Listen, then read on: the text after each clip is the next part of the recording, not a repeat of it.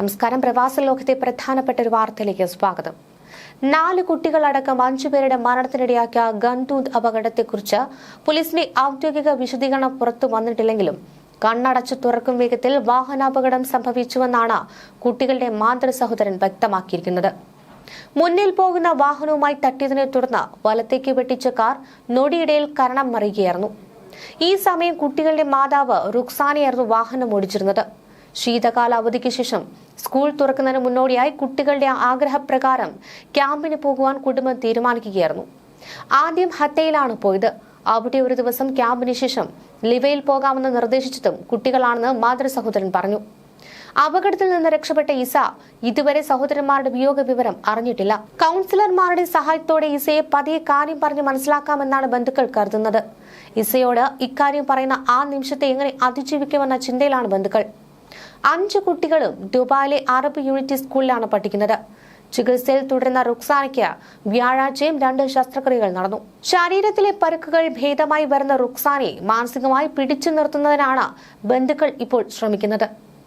ആശുപത്രിയിൽ നിന്ന് ഡിസ്ചാർജ് ചെയ്താൽ കുടുംബം നാട്ടിലേക്ക് പോകാൻ ആഗ്രഹിക്കുകയാണ്.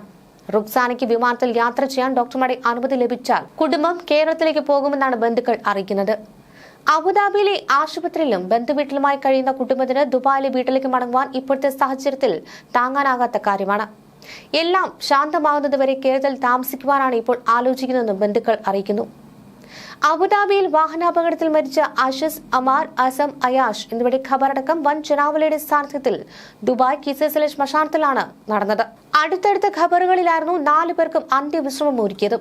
മലപ്പുറം കീഴ്ശ്ശേരി സ്വദേശി അബ്ദുൽ ലത്തീഫിന്റെയും ഭാര്യ വടകര കുന്നുമക്കര സ്വദേശി റുക്സാനയുടെയും 4 മക്കളും വീട്ടുജോലിക്കാരി മലപ്പുറം ചമ്രവട്ടം സ്വദേശി ബുസ്രയുമാണ് ഞായറാഴ്ചയുണ്ടായ അപകടത്തിൽ മരിച്ചത്.